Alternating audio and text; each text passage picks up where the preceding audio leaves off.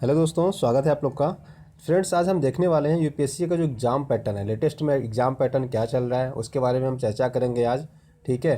Prelims का exam कैसे होता है, कितनी स्टेज का एग्ज़ाम होता है, ये हम देखेंगे। एक एक करके हम सारी चीज़ें देखेंगे। प्लीज़ लास्ट तक बने रहिएगा। तो सबसे पहले देखो बात कर लेते हैं। जो पहला स्टेज होता है हमारा प्रीलिमिनरी एग्ज़ाम होता है, उसमें क्या क्या होता है अभी हम डिटेल से चर्चा करेंगे। उसके बाद सेकंड स्टेज होता है हमारा मेंस का एग्जाम होता है। उसके बाद थर्ड स्टेज होता है इंटरव्यू का। ठीक है। तो पूरा लेटेस्ट पैटर्न हम देखने वाले हैं कि लेटेस्ट पैटर्न में एक लोग कैसे एग्जाम कराते हैं, क्या क्या एग्जाम में होता है। तो आपको पूरा का पूरा ये वीडियो लास्ट तक देखना है, जिससे कि आप समझ सको कि हमें एग्जाम में कैसे फॉलो करना है, क्या क्या हमें चीज़ें पढ़नी है, क्या नहीं पढ़ना। ये सबसे ज़्यादा इंपॉर्टेंट है।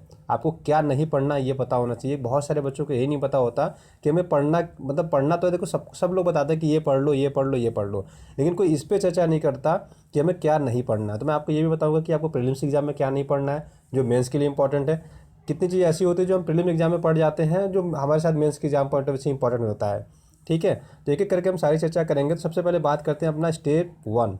स्टेप वन जो होता है वो प्रीलिमिनरी एग्जाम जिसको हम बोलते हैं, ये होता है दोस्तों, दो पेपर होते हैं जिसके होते हैं। पहला होता है जनरल साइंस का पेपर, जिसको हम जीएस पेपर बोलते हैं। ठीक है। जीएस पेपर वन बोलते हैं। और एक पेपर होता है सी सेट, जो आपका एप्टीट्यूड टेस्ट जिसको हम बोलते हैं। ठीक है। तो एप्टीट्यूड होता है, ये एप्टीट्यूड टेस्ट होता है, ये जस्ट क्वालिफाइंग होता है, इसके मार्क्स नहीं जुड़ते हैं। कितने नंबर लाने होते हैं आपको, तो आपको दोस्तों लाना पड़ता है, वो भी मैं बताऊंगा अभी डिटेल में। सबसे पहले सब्जेक्ट देख लेते हैं। तो देखो, जो जीएस पेपर वन होता है, पहला जो पेपर होता है, उसकी टाइमिंग होती है नॉर्मली जो यूपीएससी पिछले 5-6 साल से ले रहा है, मतलब इवन पहले भी लेता रहा होगा, बट जो लेटेस्ट पैटर्न पे अभी एग्जाम टाइमिंग ले रहे हैं वो 9:30 to 11:30 होता है, जो पहला पेपर होता है प्रीलिमिनरी एग्जाम का। और जो दूसरा पेपर होता है वो शाम के 2:30 से लेकर 4:30 PM तक होता है। ठीक है। 2 बजे से लेकर 2:30 बजे से लेकर 4:30 बजे तक होता है। ये होता है आपका सी सेट का एग्जाम। तो एक दिन में दोनों पेपर होते हैं प्रीलिमिनरी का।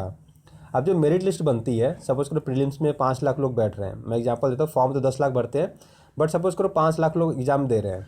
अगर मैं कहता हूँ, देखिए, अगर 5 लाख लोग इस एग्जाम में बैठते हैं, जिसको हम प्रीलिमिनरी एग्जाम बोलते हैं, इसमें से क्वालिफाई होते हैं लगभग 12 से 15 हज़ार के आसपास लोग क्वालिफाई होते हैं जो मेंस का एग्जाम देते हैं। तो जो मार्क्स मेरिट बनती है ना, इस पे बनती है। जो पहला पेपर दोगे, इसमें क्या होता है, 100 क्वेश्चन आते हैं, 2 नंबर के, टोटल 200 नंबर के होते हैं, और 2 घंटे का टाइम पीरियड मिलता है। और सब्जेक्ट कौन कौन से आते हैं, हिस्ट्री। अब देखो, हिस्ट्री में हमें क्या नहीं पढ़ना होता है, वर्ल्ड हिस्ट्री नहीं पूछा जाता। तो ये याद रखिए कि वर्ल्ड हिस्ट्री जो होता है ये आपके एग्जाम का पार्ट नहीं है, मेंस का पार्ट है। ये मेंस में क्वेश्चन इससे आते हैं, लेकिन प्रीलिमिनरी एग्जाम में इसमें क्वेश्चन नहीं आते हैं। तो ये पॉइंट्स आप याद रखिएगा। ठीक है। हिस्ट्री पढ़ना है, साइंस एंड टेक्नोलॉजी पढ़ना है, भूगोल पढ़ना है, पर्यावरण पारिस्थितिकी पढ़ना है, राज्य व्यवस्था पढ़ना है, अर्थशास्त्र, करंट अफेयर, और आपको अंतर्राष्ट्रीय संबंध। इतने सारे सब्जेक्ट आपको पढ़ने हैं। अगर इंग्लिश में बात करें इसकी हम, तो इसको हिस्ट्री बोलते हैं, इस पर साइंस एंड टेक्नोलॉजी, इसको geography, ecology and environment, polity, economics, current affair and international relation. ठीक है। ये आपको सब्जेक्ट पढ़ने पड़ते हैं प्रीलिम्स में। बाकी इसके अलावा आपको इथिक्स नहीं पढ़ना होता है प्रीलिम्स में। ठीक है। सोशल जस्टिस नहीं पढ़ना होता है, इंडियन सोसाइटी नहीं पढ़ना होता है, इंटरनल सिक्योरिटी नहीं आता, डिजास्टर मैनेजमेंट नहीं आता। ठीक है। ये सारे आपके मेंस पॉइंट ऑफ व्यू से इंपॉर्टेंट होते हैं, प्रीलिम्स पॉइंट ऑफ व्यू से इंपॉर्टेंट नहीं होते। इवन गवर्नेंस गवर्नेंस भी आपके मेंस पॉइंट ऑफ व्यू से इंपॉर्टेंट होता है। तो ये सारे सब्जेक्ट होते हैं जो हमें मेंस में पढ़ना था। प्रीलिम्स में जितने सब्जेक्ट पढ़ने हैं मैंने यहाँ पे सामने लिख रखा है आपको, जो आप देख पा रहे हैं। ठीक है। इसका स्क्रीनशॉट लेना हो तो आप स्क्रीनशॉट लेके रख सकते हैं, या फिर आप पीडीएफ डाउनलोड करना चाहते हो तो इसके डिस्क्रिप्शन लिंक में आप जाएंगे, आपको पीडीएफ भी मिल जाएगा। उसके बाद बात करते हैं सी सेट की। देखो, सी सेट में 3 फेजेस होते हैं। पहला होता है रीजनिंग, दूसरा होता है maths up to 10th level. ठीक है। 10th क्लास तक की मैथ आती है, और कंप्रहेंशन जिसको बोधगम्यता बोलते हैं। अब बोधगम्यता क्या होता है, जैसे एक पैरा दे दिया होता है, ठीक है, कुछ बात, कुछ किसी भी चीज़, किसी भी टॉपिक पे बातें की जाती है, और इसी इसी पे बेस्ड एक क्वेश्चन पूछा जाता है आपसे, तो आपको इसी में से पढ़ के आंसर देना होता है। ठीक है। तब देखो कितना सिंपल है ना, कि आपको एक पैरा दिया गया है, उसको आपको पढ़ना है, और फिर क्वेश्चन पढ़ के इसी में से आपको उत्तर देना है। सोचने में लगता है ईजी है, लेकिन अगर इसकी प्रैक्टिस नहीं करो तो ये डिफिकल्ट हो जाता है। ठीक है। देखो, बहुत सारे लोग को क्या होता है कि मैथ्स की प्रॉब्लम होती है। जो जिनको मैथ्स की प्रॉब्लम है उनसे मैं रिक्वेस्ट करूँगा, देखो कॉम्प्रहेंशन और रीजनिंग आपको थोड़ा अच्छा करना पड़ेगा अपना, एटलीस्ट आपको 2 तो इसमें अच्छा करना पड़ेगा, तभी क्वालिफाई कर पाएंगे।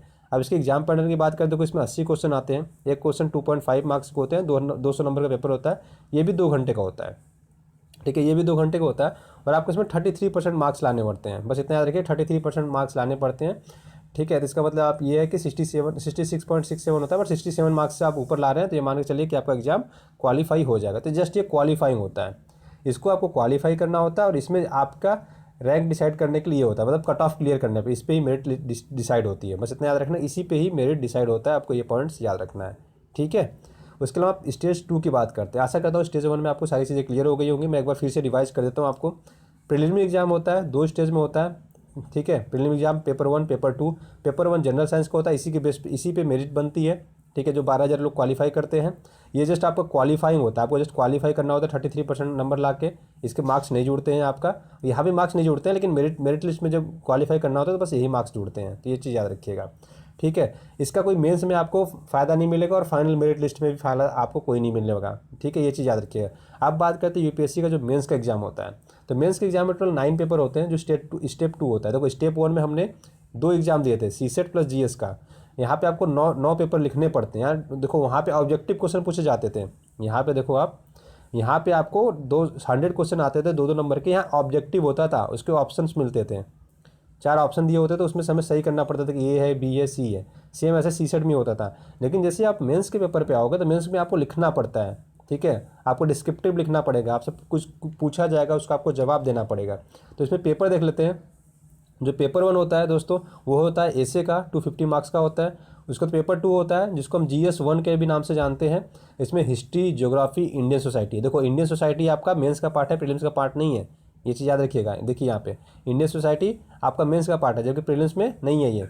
उसके बाद जीएस पेपर 3 होता है, पेपर 3 होता है, जिसमें जीएस पेपर 2 होता है, इसको बोलते हैं। तो ये आप थोड़ा लोग कंफ्यूज हो जाते हैं कि जीएस पेपर 1 और पेपर 2 को एक ही मान लेते हैं। नहीं, देखिए पेपर पहला जो होता है उसको एसए का माना जाता है, पेपर 2 GS1 होता है, पेपर 3 आपका GS3 होता है, इसमें पॉलिटी, देखो अब सोशल जस्टिस आ गया ना, गवर्नेंस आ गया, ये क्या आपका मेंस का पार्ट है, प्रीलिम्स का पार्ट नहीं है, तो ये चीज़ याद रखिएगा। फिर इंटरनेशनल रिलेशन, ये आपके पेपर 2 के पार्ट्स हैं इतने। उसके बाद बात करते हैं पेपर 4, जिसको हम GS3 के नाम से जानते हैं। इसमें इकोनॉमिक्स आ जाता है, साइंस टेक्नोलॉजी आ जाता है, इंटरनल सिक्योरिटी आ जाती है, डिजास्टर मैनेजमेंट आता है। देखो डिजास्टर मैनेजमेंट और इंटरनल सिक्योरिटी ये आपके मेंस के टॉपिक है, ना कि प्रीलिम्स के टॉपिक है, ठीक है। तो अगर आप प्रीलिम्स की तैयारी की होगी तो आपको हिस्ट्री, ज्योग्राफी, इंडियन सोसाइटी आपका मेंस का पार्ट है। History, geography, polity, international relations, economics, science और टेक्नोलॉजी, ये आपको मेंस में भी हेल्प करेगा इन पेपरों में, मैंने यहाँ पे इसलिए लिख रखा है। उसके अलावा अगर बात करें पेपर 5 के जीएस, जिसको जीएस पेपर 4 बोलते हैं, एथिक्स का पेपर बोलते हैं, ठीक है। एथिक्स का इसमें पेपर होता है आपका, तो ये पूरा मेंस के पॉइंट ऑफ व्यू से इंपॉर्टेंट होता है, प्रीलिम्स में इसका कोई रोल होता नहीं है। तो ये चीज़ें इतनी याद रखेंगे आप। ये पेपर 1 होता है 250 मार्क्स का, पेपर 2, पेपर 3, पेपर 4, पेपर 5। यहाँ तक मैंने 5 पेपर दिए, जिसमें जीएस के आपके 4 पेपर होते हैं जनरल साइंस के। उसके बाद एक पेपर होता है आपका एसे का। 250 मार्क्स के ये 5 पेपर हो जाते हैं, तो लगभग ये आपका कितना हो जाएगा, 1250 नंबर का, तो ये हो गया।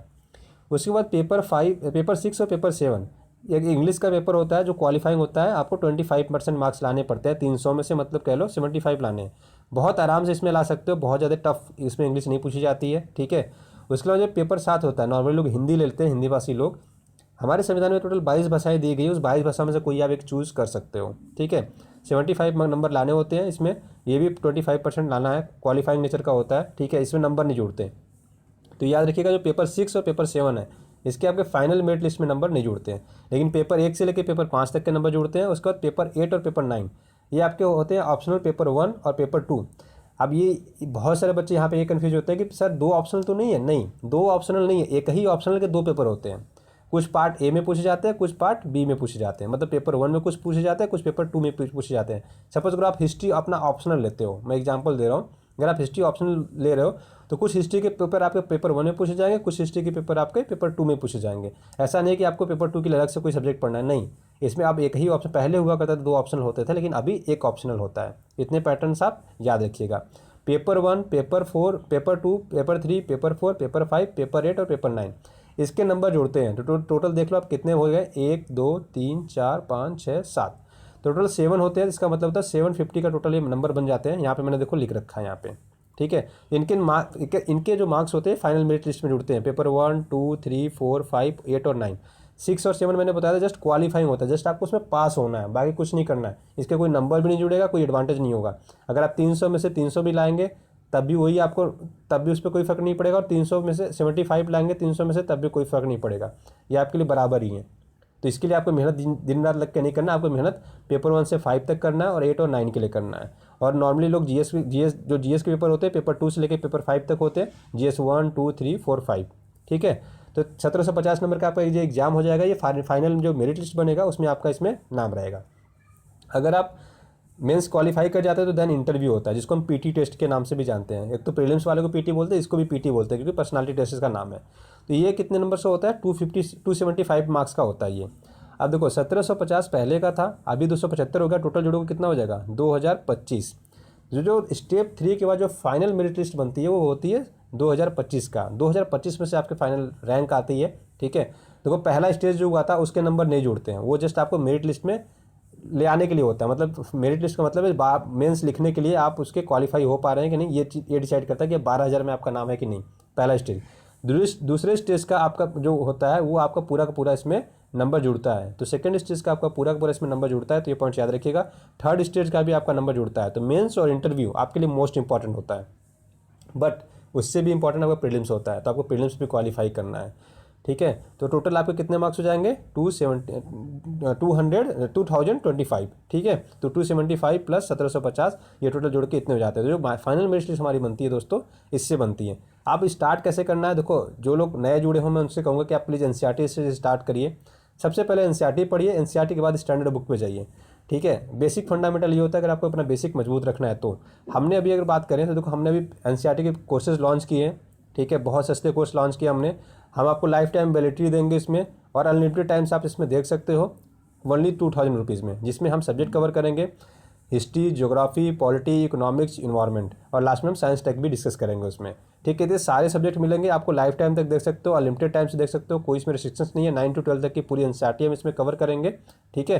तो अगर आप फी पे करते हो तो आपको 100% इसमें गाइडेंस मिलेगी। इसके साथ साथ इसमें आपको उत्तर लेखन शैली भी सिखाया जाएगा कि एक अच्छा आंसर राइटिंग कैसे लिखा जाता है, हम उसकी भी प्रैक्टिस करेंगे, ठीक है। तो आपको आंसर राइटिंग प्रैक्टिस भी कराई जाएगी, स्पेशल गाइडेंस भी दी जाएगी कि आपको एग्जाम क्रैक करने के लिए कैसे मेंटली अपने आप को प्रिपेयर रखना है, प्लस आपको वीडियो भी प्रोवाइड कराया जाएगा। तो आप कैसे ले सकते हैं इस वीडियो को, तो आप इसके लिए दोस्तों आपको कुछ नहीं करना है, जस्ट भीम, यूपीआई या पेटीएम कुछ भी आप यूज़ करके आप पे कर सकते हो, ठीक है। यूपीआई एड्रेस के थ्रू पे कर सकते हो, आपके पास फ़ोनपे हो, पेटीएम हो, भीम, यूपीआई, गूगल पे, किसी से भी कर सकते हो। या आप ये क्यूआर कोड भी स्कैन करके आप फ़ी पे कर सकते हो। फ़ी पे करने के बाद आपको क्या करना है, उसके आगे का मैं प्रोसेस आपको जस्ट आगे वाली स्लाइड्स में बताता हूँ, ठीक है। 400 प्लस वीडियोज़ आएंगे, आंसर राइटिंग प्रैक्टिस कराई जाएगी, प्लस आपको गाइडेंस दिया जाएगा ओनली इन 2000 रुपीज़, ठीक है, 1999 रुपये में। तो ये चीज़ याद रखेंगे आप। अब आगे बात करते हैं जिनके पास ये सारी चीज़ें नहीं हो, जिनके पास यूपीआई नहीं हो। जिनके पास यूपीआई नहीं हो उनके लिए मैंने अकाउंट डिटेल्स दे रखी है, आप अकाउंट में पेमेंट ट्रांसफ़र कर सकते हो। जब आप पेमेंट ट्रांसफ़र करिएगा उसके बाद आपको क्या करना है, उसका स्क्रीनशॉट लेना है या फ़ोटो लेना है, उसके बाद इस नंबर पे आपको व्हाट्सएप करना है। तो screenshot of payment, fee payment, आप जो फ़ी पेमेंट करेंगे उसका स्क्रीनशॉट, उसके बाद आपको अपना नाम, उसके बाद अपना मोबाइल और ईमेल आईडी। ईमेल आईडी नहीं भी है तो कोई इशू नहीं है, बट आपको एटलीस्ट 3 ईयर तो देना ही देना है, ठीक है। जिससे कि इन फर्दर अगर आपको कोई परेशानी हो रही है एग्जाम में पढ़ने में, सिलेबस कवर नहीं हो पा रहा है, टाइम मैनेजर नहीं हो रहा है, बहुत ज़्यादा स्ट्रेस हो रहा है, बहुत ज़्यादा लोग निगेटिव बातें करते हैं, कुछ लोग आप लोग गुमराह कर रहे हैं, इन सारी चीज़ों से अगर आप परेशान हो तो उसमें हम गाइडेंस करेंगे अपने पर्सनल नंबर से। तो इस पर जब आप भेजेंगे तो आपको मेरे पर्सनल नंबर से मैसेज आ जाएगा, उसको सेव कर लीजिएगा। फर्दर कम्युनिकेशन हम उसी नंबर से किया करेंगे, ठीक है। अगर आपके पास व्हाट्सएप नहीं है तो आप इस ईमेल आईडी पे ईमेल कर सकते हैं, ठीक है। उसके बाद मेरे पर्सनल नंबर से आपको जस्ट मैसेज आ जाएगा, फ्यूचर के लिए आप उसको सेव कर लेंगे। मैं आपको हमेशा कहता हूं दोस्तों, पढ़िए तो हमेशा नंबर 1 बनने के लिए पढ़िए, और आप अपने आप को कम मत आइए, आपको अपने आप को ऐसा मत फील कराइए कि मैं इनसे कमज़ोर हूँ। जिस दिन आपने ऐसा फील करना चालू कर दिया आप वहीं पे पीछे छूट जाते हैं। आपको हमेशा कहना है कि मैं बेस्ट हूँ, अपने आप में मैं बेस्ट हूँ, अपने आप में मैं यूनिक हूँ। अगर आप अपने आप को यूनिक समझोगे तभी आगे लाइफ में कुछ कर पाओगे, ठीक है। तो बस इतना इस वीडियो में रखते हैं दोस्तों। आशा करते हैं आपको वीडियो पसंद आया होगा। जिन लोगों को पैकेज लेना होगा प्लीज़ अभी सीटें खाली हैं, आप प्लीज़ पैकेज ले लीजिए, ठीक है। तो आशा करते हैं आपको वीडियो पसंद आया होगा दोस्तों। पसंद आया तो अपने दोस्तों के साथ लाइक, शेयर, सब्सक्राइब करना ना भूलिएगा। हमेशा की तरह खुश रहिए, लोगों में प्यार बांटते रहिए। God bless you all, thank you so much, have a great day.